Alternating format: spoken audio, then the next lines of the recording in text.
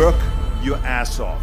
There is no magic pill. It drives me crazy to go to the gym. You read 1 hour a day. I went and worked out 5 hours a day, and I was working on construction with 24 hours a day. Organize your day. Work hard. I'm here to talk about success.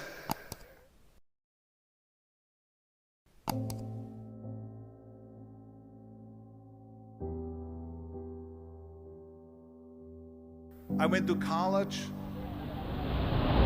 I went and worked out 5 hours a day, and I was working on construction. Because in those days in bodybuilding there was no money. I didn't have the money for food supplements or anything. So I had to go to work. So I worked on construction. I went to college. I worked out in the gym, and at night from 8 o'clock at night to 12 midnight, I went to acting class 4 times a week. So I did all of that. There was not one single minute that I wasted. And this is why I'm standing here today. With the age of 20, I went to London and I won the Mr. Universe contest as the youngest Mr. Universe ever. And it was because I had a goal. You see, if you don't have a vision of where you go, and if you don't have a goal where you go, you drift around and you never end up anywhere.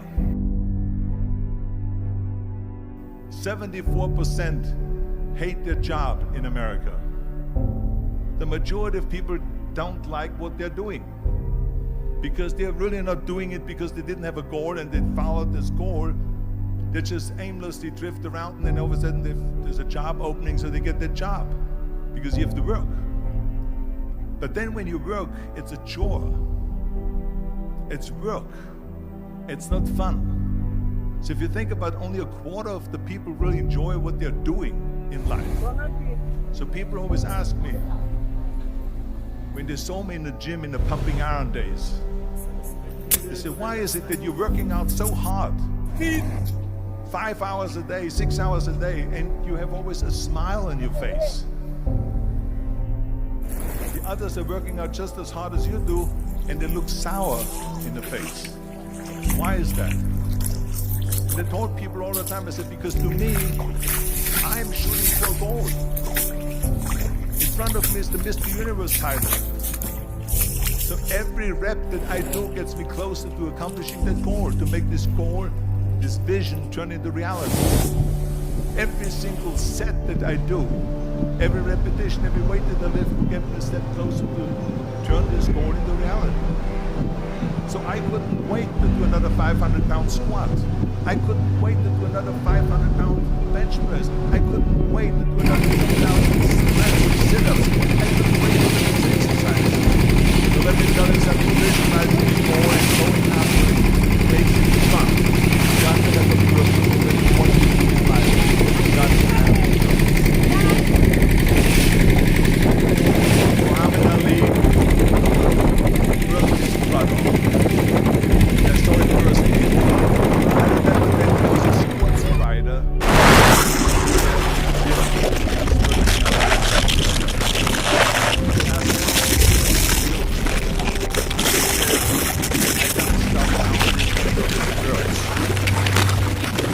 Think about it.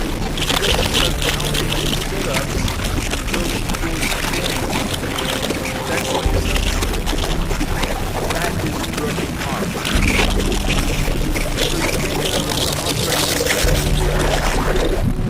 Work your ass off.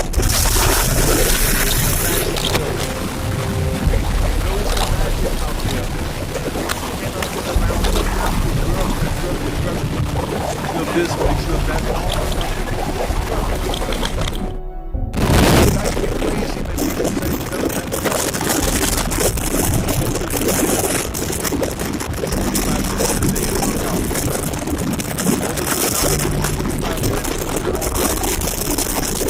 It is physically improve, or if it is mentally to improve.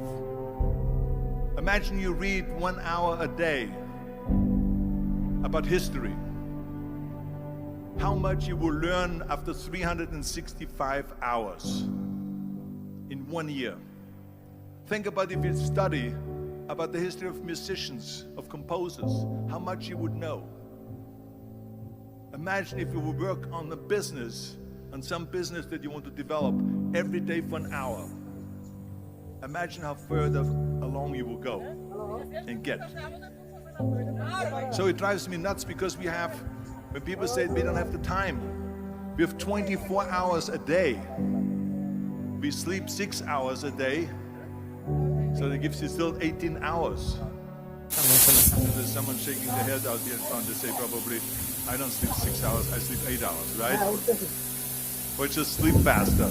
So we have 18 hours a day. The average person works around 8 to 10 hours.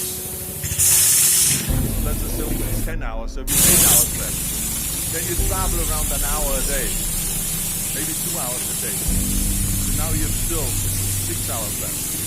So what do you do with these 6 hours? What do you do with these 6 hours? Then you eat a little bit, then you snooze a little bit, talk a little bit to people and all that stuff. But you can see how much time there is available if you organize your day. So you got to work hard. I hate plan B.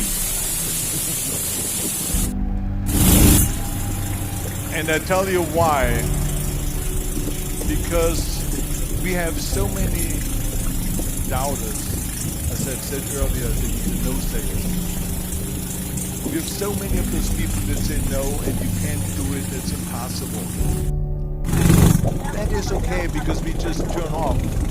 As I said earlier, and we listen and we hear the no being a yes, you can't do it, you can't do it, and all that. So that is possible to do that. Almost all the negative things around you. But when you start doubting yourself, that's very dangerous. Because now what you're basically saying is that if my plan doesn't work, I have a fallback plan, I have a plan B.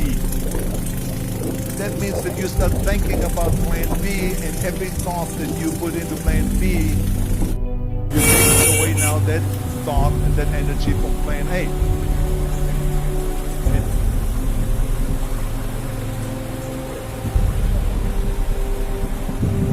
And it's very important to understand that we function better if there is no safety net, because plan B becomes a safety net. It says that if I fail, then I fall and I get picked up and something else there that is protected. And that's not good, because people perform better when there's no safety net. People perform better in sports and everything else if you don't have a plan B. I'm telling you, I've never ever had a plan B. I said I made a full commitment that I'm going to go be a bodybuilding champion. I made a full commitment that I'm going to be in America. I made a full commitment that I'm going to get into show business and I'm going to be a leading man. No matter what it takes, I will do the work. I will do the work over and over and over until I get it. The same was in politics, in everything like that. So to me, it is very dangerous to have a plan B because you're cutting yourself off from the chance of really succeeding. And the reason, one of the main reasons why people want to have a plan B is because they are worried about failing. What is if I fail, then I don't have anything else? Well, let me tell you something, don't be afraid of failing. There's nothing wrong with failing. You have to fail in order to climb that ladder. There's no one that doesn't fail. Michael Jordan said in one of his interviews, when they said, "You are unbelievable, you're the greatest basketball player of all times."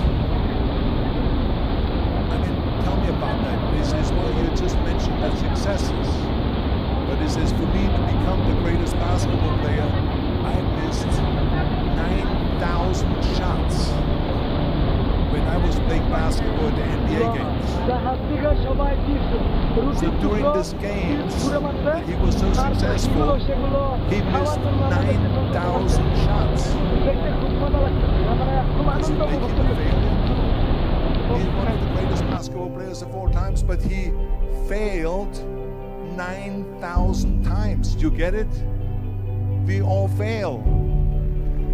It's okay.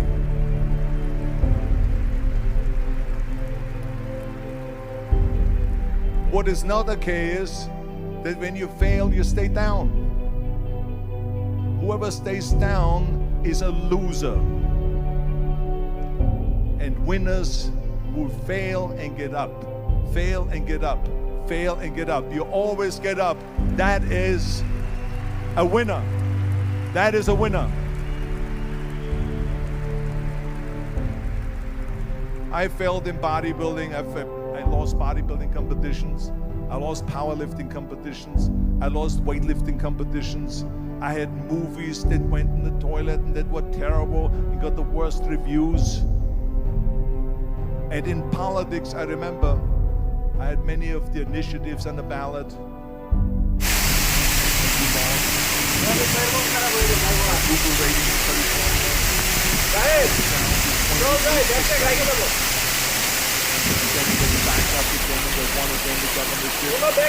Hey, we all lose.